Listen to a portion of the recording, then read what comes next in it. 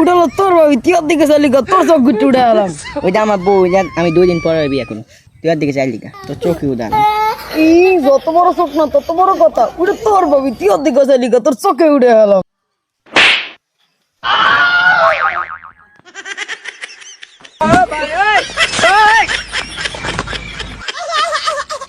আমার বউর দিকে যাচ্ছে, এবার বোঝ মজাটা। আমার ঘরে শালা বছরে 30 দিন, তুই বুঝবি হানে কত গমে কত ভাত হয়।